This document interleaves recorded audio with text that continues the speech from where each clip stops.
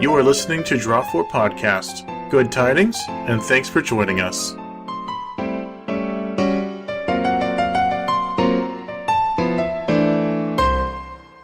I am Joseph Dunlap, executive producer of Draw 4 Podcast. I'm Ben Cotty, writer for Manaleak. And I'm Chris Cooper. I'm also a writer for Manaleak. I suppose I forgot to mention that I'm also a writer for Manaleak. This is Team Manaleak of Draw 4. Hey everybody. Today we're going to be talking about the Wizards proxy policy first. Recently Wizards was informed that some stores were running sanctioned events using proxies. The stores responded saying that the proxies were issued by the head judge as per the DCI rules. Wizards clarified these unofficial cards were not allowed and made a definitive distinction between counterfeits and proxies. A counterfeit is anything not made by the head judge of an event that resembles a magic card in any way, including writing on a basic land with a Sharpie. A proxy is a replacement allowed by a head judge based on specific criteria involving your card getting damaged during a tournament or something like that happening. Even if I've got my Black Lotus with me at the tournament, sat in its Perspex case, Wizards have said quite clearly, actually no, you have to use that specific card in the tournament. A proxy will only be allowed if I've spilt my lemonade all over the table and actually wrecked a card, or if a card's been dropped off the table and someone's trodden on it, bent it in half, damaged it by shuffling, something like that. But it's head judge dependent. If they think that you've just been careless with your card, they can say, well, you can either find a replacement yourself or you can have a basic land in its place. Well, I think one of the problems was this whole Sharpie written, it got as far, this statement really, to targeting people playtesting in a WPN store, and the idea that people weren't no longer allowed to write with a black pen on the back of a piece of card saying Oath of Nissa or something to try and proxy out the latest set to test their standard deck. It got as far as potentially saying you couldn't do that. That's how nervous some of the stores were getting about sort of Wizards really being heavy-handed on the topic, which is crazy, and everybody accepts that. So Wizards have come out and clarified that they are actually happy for people to run playtest sessions in Wizards Play Network stores using playtest cards. So they're not saying that I can't turn up to Manaleak with a group of friends, we've made our gauntlet of standard decks that we want to test out, but we've got some playtest cards in there, and I'm using the distinction between proxy cards and playtest cards because a proxy is specifically a card issued by a head judge during a tournament as a replacement. Your playtest card is a card that you're using to playtest in a deck, and that's not what they're trying to stop. They obviously still want people to be able to play, but it's actually just specific tournament play that they're wanting to crack down on using proxies, where they're not actually proxies, it's actually counterfeit cards, even if that counterfeit card isn't designed to be a counterfeit card in the sense that I'm not creating it to sell on, I'm creating it for this event to use as a replacement for a card in my deck. It's interesting that we've gotten to this point where we sort of assume Wizards is this benevolent big brother who's not going to mind if we say, oh, I've got this proxy. It's not a counterfeit, though, because it's very obviously not a real card, so I can use it, when that still breaches intellectual property. And we kind of get this assumption that as long as it's obvious it's not real, we're actually not breaching copyright at all. I mean, they've paid money for these pictures, and even reprinting these pictures is breach of that. Yeah, I think really this all boils out of them being very, very concerned about the impact on them to sell magic cards from counterfeits. They've been getting better and better. Some of these ones coming in from China, you can still tell the difference by looking really hard and doing some tests, but things like the new holograph symbol on the bottom of rares have come out because they're very concerned about these getting better. And, if somebody could go along and pay £10 and have a vintage deck that passes as the real McCoy, that's very, very scary for Wizards, which is what drives the tough language and the very, very specific nature of them not wanting to encourage this in stores. Yeah, it is a very difficult situation for a lot of stores because, like, looking at the main formats that you use proxies for, or use counterfeit cards, as to use their terminology, or playtest cards for, is you're looking at Legacy and Vintage. Now, Legacy is exploding in popularity kind of everywhere, really. Certainly is in the UK. we had over 80 people at a Manaleak National Championships last year. We had 40 people at the Vintage Championships for the same weekend. I know we had similar sort of showings up in Manchester in October, and that was completely sanctioned. There were no proxies there. It was, all legit and above board. But there are some communities that wouldn't exist without people using playtest cards and having unsanctioned tournaments and using playtest cards to top up the availability of cards like your Black Lotus, your Moxes, your Ancestral Recalls, because there just aren't enough of those around. You've kind of got to be... I do appreciate that it is completely Wizards IP. They're completely within their rights to be saying, we don't want people ripping us off and using our intellectual property. I say for their own gains. It is for their own gains. It is so they can have a Black Lotus without having to buy a Black Lotus. But at the same time, part of the reason that my Black Lotus is worth so much is because I can play it in Vintage against other Black Lotuses. If it starts losing then some of its usefulness, if the Vintage tournaments then aren't firing because there isn't the demand for them, because there isn't the card availability, is that actually going to impact my Black Lotus more negatively than if people aren't wanting to buy them because they can just use a proxy instead? Oh yeah, your Black Lotus is only valuable as long as you can use it. Yeah. And I mean, it was a bit of firefighting game for Wizards, but Elaine Chase put up a very good sort of summary on the mothership, sort of saying, this is what we meant, this is what our policy is, we're not trying to kill Vintage and Legacy. So I think they weren't specific that you can do these unsanctioned tournaments with these playtest cards, or, you can bring along a deck that you're missing 10 cards for and you're allowed to do them, and that's kind of been around in Vintage for years and years now, where that's the way to keep the format alive on a local level and introduce new players into it.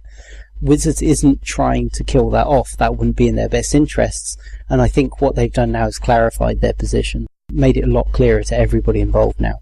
So this kind of brings us on to our next topic, which is related to proxies and Eternal formats. It's the newly, possibly spoiled Eternal Masters format. Oh yes, I can talk about that, because that's the article that I spent some time working on this week and put up. On Manaleak.com is where you can go to read that, but I'm going to give a short synopsis on that. So what happened was, a random Magic player went to Reddit claiming they overheard a conversation at Grand Prix Oakland, in which a tournament vendor talked about the upcoming Modern bans in an upcoming set for the summer, Eternal Masters. So the user went to Reddit, and first they made a topic talking about Eternal Masters, then they went to another thread and said, Amulet and Twin are going to be banned. That could have just been mishearing the conversation, or it could just be someone who's full of it.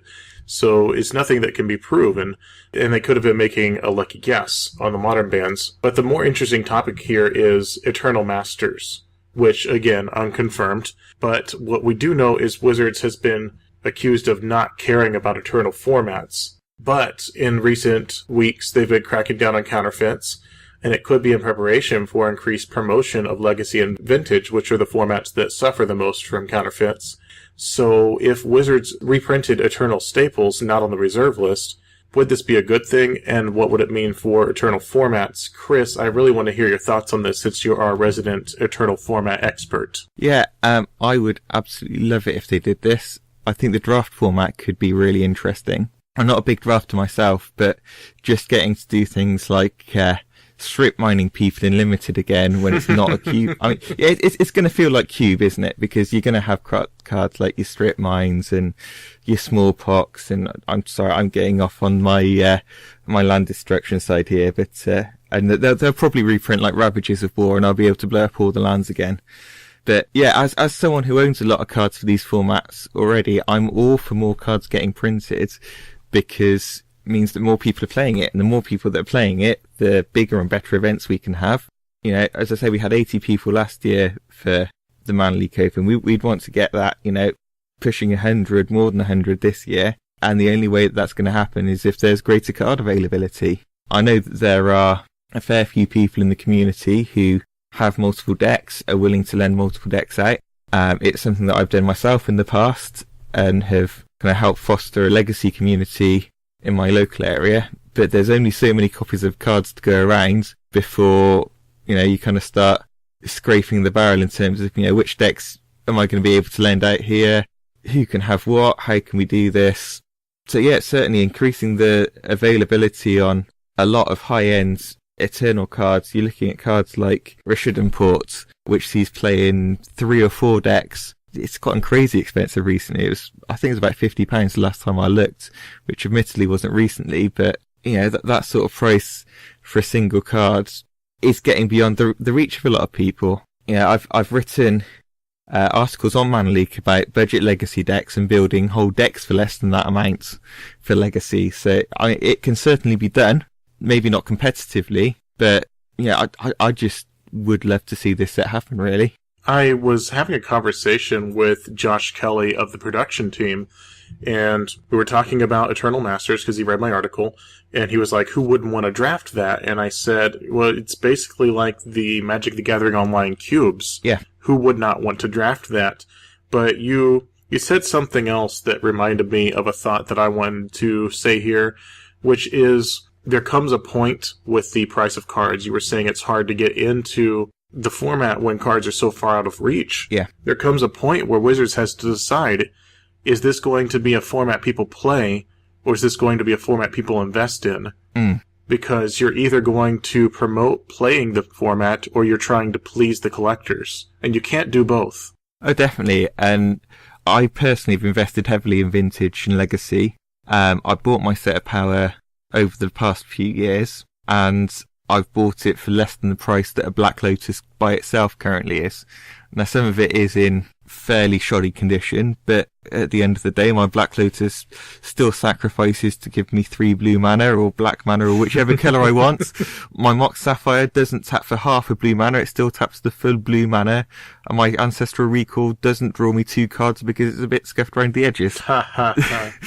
So, it's at the end of the day, I can still play the format with these cards. They aren't as pristine as some people's, but they are my cards. I've made an investment in them, and I've seen that investment pay off big time, really. I told my wife that it's my college fund for my daughter, and 20 years down the line I'll sell them and that'll pay for her through university. Whether that's going to happen, but I'm holding on to some sealed product. Maybe I can get us a nice family vacation one year. Oh yeah, exactly. At some point I may well want to sell my Power in the future, and I'll be able to go on holiday somewhere, buy a car, travel to play in all the Magic tournaments that I've wanted to play with the cards that I've just sold now. But yeah, you get the picture.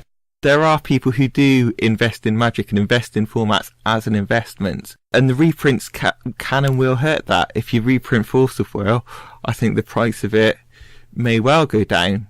But at the same time, if you reprint Force of Will in your Eternal Masters set, which is probably going to be the same sort of price as your Modern Masters set, or possibly even more expensive. We saw what happened with Tarmogoyf. That's, I think, gone up despite having had 2 Modern Masters printings. So I think it'll make the lower end certainly more available. It'll make your basic staple cards, your things like your Heritage Druids, maybe if that gets reprinted, you can maybe have like Sensei's Divining Top or Counterbalance in the set. And that those sorts of cards will come down. You'll have sorts of Plowshares, your Brainstorms, your Lightning Bolts. It will make the base level of entry into the Eternal formats that little bit easier. You might see things like your Ingot Chewers and your Null Rods being reprinted for Vintage that are, I think Null Rod's about a £10-15 card. No one's getting rich investing in Null Rod, but when you're having to buy 3 or 4 of them for your sideboard, that's 30 or 40 quid that you're throwing away into that you could be investing elsewhere in the deck. So I don't think it's necessarily the top end cards that they're going to look to bring the price down on, but just the basic cards to get into the format to make it accessible to people. Ben, before you bring us into the lightning round with your topic, I would very much like to hear your thoughts on Eternal Masters, then you can just bring us straight into the lightning round. Sure, yeah. So I'm going to be the cynic on Eternal Masters, and I just don't think it's happening. It just doesn't serve a purpose for Wizards to put these cards into a set. Who's going to buy it? It doesn't sell their upcoming standard sets. They sold Conspiracy off the back of putting Brainstorm, Swords to Plowshares and Stifle in the set, and it was people's access to foils of them and they were just at common rarity, 3 cards, and it helped sell the set. They can split this up over so many other products if they wanted to do it to sell other products. And ultimately, I think it would just frustrate people. If you've got lots of people going, hey, I'm into this legacy format, I've got all of these staples, and then they realise they can't play any of the top decks and they can't compete at the top tables because suddenly dual lands have become $2,000 each. Because that's what will happen, and that's what kind of happens in Modern. When people get access to new cards in Modern, the staples that haven't been recently reprinted go up in price because people are chasing after them. But they're still available. There's only a set number of Jewels and Power 9 to go around, so I don't think it would work out actually increasing the people into the format. And it just smacks of something that somebody's mentioned as a crazy idea. But it had some weight because they got our next topic right, which is they called the bans that were coming up in Modern. So, yes, there was another slight oopsie from Wizards in that the ban and restricted list was due to come out this past Monday, but on Friday there were rumours going around that Magic Online was showing up that Summer Bloom and Splinter Twin would be banned. And there was very quickly a statement put out by Wizards confirming that this was actually the case. So, I think anybody that didn't have their head in the ground and knew something about Modern could probably have called that something from the Amulet Bloom deck was going to get banned. I think the fact that it's Summer Bloom is good, because it means that the deck actually can still function and can still do some of the things it wanted to do, but it just isn't quite as busted. So that shocked nobody that happened. The Splinter Twin ban, I think, caught everybody off. So it's not like Splinter Twin isn't good. Everybody knows Splinter Twin was very good in the format. It's won the first Modern Pro Tour and it's still in the top 8 of the last one. It's been an ever-presence. But nobody's really talked about it getting banned because there's these pseudo rules of the format that it's a turn 4 format, and Splinter Twin by its very casting cost can't go off before turn 4. It kind of smacks a bit as the Birthing Pond bad from last year, and as Saffron Olive on MTG Goldfish and a lot of other people have said, the reason why you're getting these bans of these staple archetypes is because we've got a Pro Tour coming up and it's to completely shake up the format. So I think it's worked. I think this has thrown everybody for a loop. I think the pros are having to test a lot more than they might have otherwise had to do so. But what it's really doing, and sort of my major concern about it, is does it put people off investing into the format? As we've talked about Magic cards being an investment, the great thing about Magic is you can spend a certain amount of money on these things and they've got a value in the secondary market, and you've got Modern that you can transfer your standard staples over to play in. But if you've just spent the last 6 months building up to a fully Splinter Twinned out deck with your Scalding Tarns and your Snapcaster Mages, ready for the new Modern season, and now suddenly you can't play the deck, or at least not in the format that you knew it was a competitive deck of, you're probably feeling very, very aggrieved right now. What do you guys think? Why have they done this? And do you think it's good that they've done it?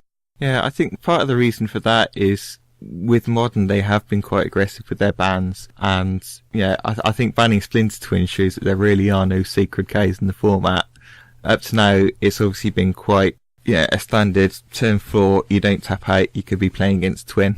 But no, that's not the case. It does show that, are you looking to buy into Modern to invest in cards, or are you looking to buy into Modern to play Modern? And I think that what it might do is actually help weed out those people who are just buying cards and hoarding them, and actually help to increase card availability for other cards. Also, part of the timing for it could be the fact that with the Modern Pro Tour coming up, they might well be wanting to help showcase some of the new Oath of the Gatewatch cards, which it will allow to do that by having Splinter Twin not around. It will allow decks like the new Eldrazi deck to potentially rise to the top of the format, or at least be a little bit more talked about. I've actually got a lot of things I want to say about Splinter Twin's ban, because like you said, everyone saw Amulet Bloom coming, and like you also said, Amulet Bloom is still a playable deck. It's just called Amulet now. Yeah. You can still play the deck, but with Splinter Twin, the same thing is true. You can still play the deck. It just so happened that the best iteration of a blue-red Axe deck was the version that ran Pestermite, Deceiver Exarch, and Splinter Twin. but I'm of the opinion that some of them, like Grixis, have moved on. Grixis Control is more popular than Grixis Twin, and better. What happened was they were putting all these cards in that they were like, now that I'm playing Grixis, I'll play these cards, and I'll put it in Liliana. And then eventually it's like, I'll play 2 twins, now I'll play 1 twins. You know what? I don't need Twin. And meanwhile, on the other fronts, the reasons that Wizard gave for banning Twin was the lack of diversity, not in the field itself, but in the area of control decks that involved the colors blue and red. So you had the Temur Tempo, which turned into Splinter Twin Temur, and then you had the only Pro Tour top 2 deck for Modern since it started, which was Sean McLaren's deck, which was Jeskai Control, to not have a card be banned since then. But then we saw recently that deck has been replaced with Jeskai Twin. I'm of the opinion that people want to keep playing combos involving that kind of thing, might go more the Kiki-Jiki route. If you're going Kiki-Jiki, then you can just do Kiki-Jiki Chord. And that's a lot of fun, being able to blink Kiki, tap, blink Kiki, tap, that's always fun. But when you talk about the metagame, I read the article you're talking about, Saffron Olive's article, saying, well, they're here to make money, so the only reason that they would possibly have to ban a card that they could have banned last year is because of money. Well, the argument that they could have done it before is not an argument for or against the actual banning. It's just a statement backed up by nothing but hearsay. Yes, it's true, they could have banned it before. Why would they have banned it now? If you take out the assumption that the only reason they did it was to shake things up before the Pro Tour, I'm of the opinion, because I do disagree with that logic, it's not that I don't like Saffron Olive, I think that the thought behind the article was presumptuous, and I'm probably the only person who thinks so. But my thought is, the other thing that happened was the banning of Summerbloom, which was starting to really explode, no pun intended. I guess I could also say at the same time that Splinter Twin has been comboing off. So, the Summerbloom ban has an effect on the format by itself, and I don't actually think that Twin was intended to be banned until they came to the conclusion that they needed to ban Summerbloom. And at that point, they examined the field and they realized, well, Splinter Twin will take over the format if you don't have to worry about Summerbloom. Now it's going to be all Splinter Twin all the time. Splinter Twin vision. So, that's my thought on it. I think it was more in response to what would happen to the format afterward. Now, Chris makes a good point that with all the Eldrazi, like Kozilek and Eldrazi Tribal coming out in Oath of the Gatewatch, they could have also had the additional reason for wanting to clear the field of Splinter Twin once and for all, just so that people will be more likely to try out Tron and Eldrazi Tribal. Because I am of the opinion that Tron is going to be insane now without Splinter Twin there to bounce permanents. Oh, definitely. But that leads me to one more point, which is the deck itself that we have called Splinter Twin is not gone. We still have all these amazing cards. You were talking about Scalding Tarns, you were talking about Snapcaster Mage, and all these other cards. Let's see, Vendilion Click, Cryptic Command. All those great cards are still good cards. You don't need Splinter Twin to have an excuse to play the cards. It just so happened that the version of Blue-Red Control with whatever color added in, the version that was most successful was the kind that could take the game on turn 4 if it wanted to. You don't have to, though. And so I'm of the opinion that the format will actually get a little bit more grindy, which, will sort of favor Eldrazi, will sort of favor red deck wins of any kind, but it's going to get grindier, and Tasigur is going to become the big card now. That's my opinion on it. Now, as for the reason, I can't pretend to divine the reason for banning it, but I think it was in response to the way that they want Modern to go towards, and I don't think that they want to ban Summerbloom and then give Splinter Twin the window to just sweep the floor with all the other decks. Yeah, and I agree with that. But I've actually got a Splinter Twin deck myself. I've got Grixis Twin built as my only modern deck, and my reaction upon having seen the ban was, well, my deck gets a turn slower, I'll go and buy some Kiki-Jikis, I'll reduce the number of Kiki-Jikis that I run, I'll reduce the number of Pestimites or Deceiver Exarchs, run a bit more red, and run some more control stuff. For me, it was, I like having the I win button. I like my decks to have that and just be able just to win out of nowhere. My favourite Legacy deck uses Dark Depths and Thespian Stage just to create a Marit Large and win. I'll durdle for 20 minutes and then boom, winning turns, whatever, 1-0. Matches are good. But yeah, I just like being able to grind, and then out of nowhere, I top deck the win and I win. And I don't have to then wait another 4 turns for that to happen. I just do it there and then, nice and simple, clean kill, headshot, game over. We certainly still have that with Kiki-Jiki. Yeah. And people might start playing with ways that they can maybe do a Kiki Chord version of Twin, because now, I mean, you can use Chord of Calling to get Kiki-Jiki, and you couldn't really do that with Splinter Twin. But there's nothing to say that you can't just put Kiki-Jiki in there if you're hoping for the, as you said, the I win button, top deck it and win the game. It's just the turn 4 kills that were kind of the main reason people wanted to get into it, I guess, is the fact, and Zach Elsick said it on Draw 4 about a month or two ago, which was, if you play linear strategy, then you can steal the game at least a fourth of the time just by getting the right top deck. Yeah. So you still have that element. It's just going to be a little bit slower. And that's why Tassiger is going to be so much more crucial, and that's why Grixis Control will probably take over as far as the blue-red X decks go, because Liliana's good. Yeah. Oh, and the other awesome thing about Kiki-Jiki is that until I find my Deceiver Exarch, I can just Kiki-Jiki my Snapcaster Mage in the meantime. Well, yeah, no kidding, that's right? great fun as well. Yeah, it's like, what's not to like? I like this card better now. Splinter Twin, that's just enchantment. That's too fun yourself. That's bad times. But no, Kiki-Jiki, you get a dude, he stays around if they kill the Exarch, and you can Snapcaster your Serum Visions and get Axiom Probes until you find your next one. Well, yeah, no kidding, because Kiki can just do whatever you want. Yeah. People may find that they like it better. Who knows? Yeah. Yeah, my take on the format, and by no means being a modern expert, is actually that the format might speed up in terms of the aggressive decks, because things like Burn, Zoo, Affinity, those type of decks, they had a really bad matchup in Splinter Twin in that they couldn't quite kill people off properly before the Twin combo came online, and now they don't have to worry about that. And if, say, Tron's taking over and all they've got to worry about is a turn 3 Khan, which doesn't matter so much if you've got 20 permanents on the battlefield, potentially there's an opening window for them.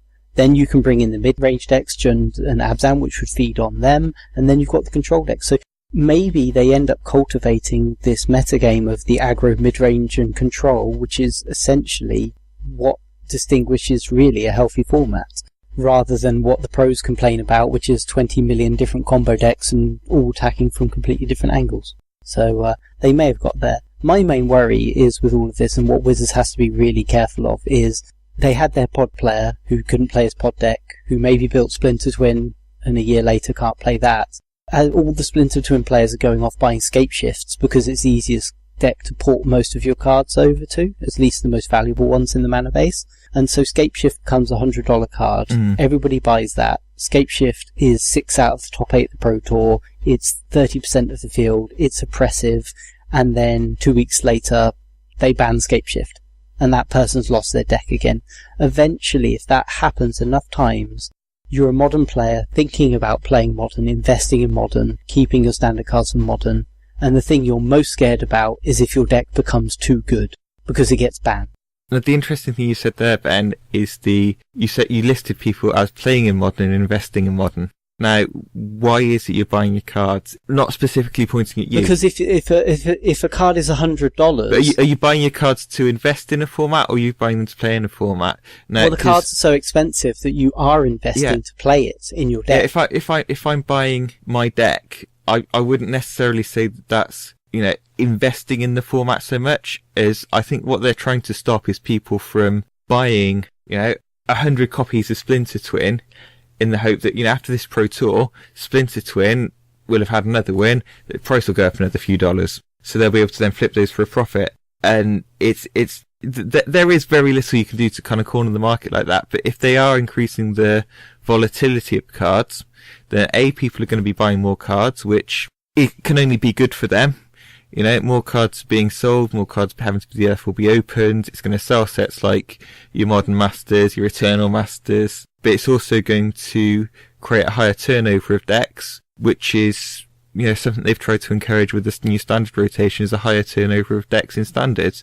Could the bannings just be a way of encouraging a higher turnover of decks in modern? Yeah. Well, the bannings could certainly be a way to keep the variety and keep it fresh in the same way that Standard has the automatic bannings of a huge pile of cards every so often. Yeah. Yeah. But then if you look at something like Legacy, and I think they want Modern to become essentially what Legacy was at one point, then the moniker of a non-rotating format. It's difficult to start calling Modern that if there's going to be bans just for the banning's sake to shake up the format.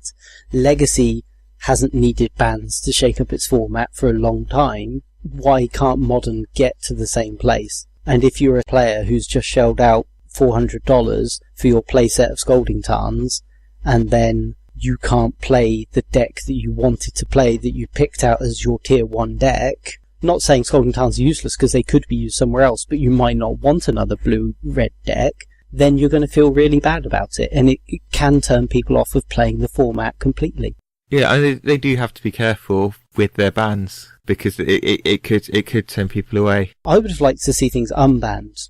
I would have liked to see unbannings at the same time. I think they're being very, very restrained in unbanning some of the cards they banned very early on. Yeah. And I think that might have shaken things up just as much as knocking more cards onto the banned list. Well, yeah, of course. Actually unbanning things, I think, does more to change the meta than just banning cards and doing nothing else. Yeah. I would not be opposed to what Aaron Campbell, a friend of Draw 4, has said, which is unban everything and then let God sort out the bodies. Yeah. That would be fun. That would be, but I don't think they can risk it for a Pro Tour. So I think if they can knock the Modern Pro Tour off the calendar, I think that's something they could definitely do, because they could then fix it as they go along. I think maybe unbanning everything all at once would be a little bit too degenerate, because you'd get your turn to Blazing Shoal Infect combo decks and your Grisholbrand. Can you imagine Grisholbrand if it could have Chrome Moxes in it?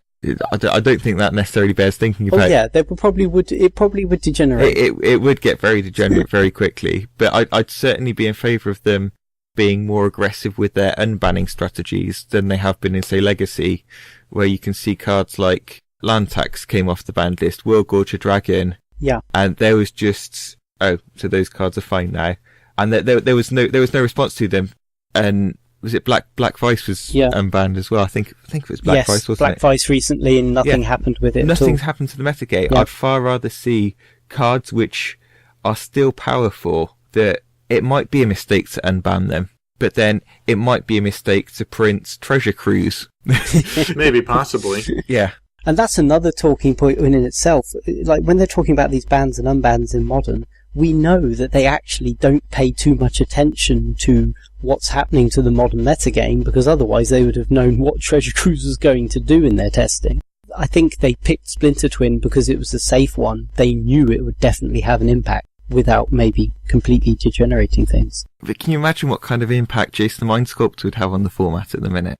Yeah, it would cost about $2,000 to get a playset. I know, but if you think about it, because it is a far more creature-based format at the minute. It's, I can't see Jace sticking around for very long, but you've also got Jace Vryn's Prodigy showing up in great numbers. I think they printed Vryn's Prodigy so that they wouldn't have to unban the Mind Sculptor. That's possibly a good shape. Yeah, and I mean, come on, unbanning Ancestral Visions, because when somebody puts that on the stack and then gets it processed for the first time, they're going to think twice about playing it.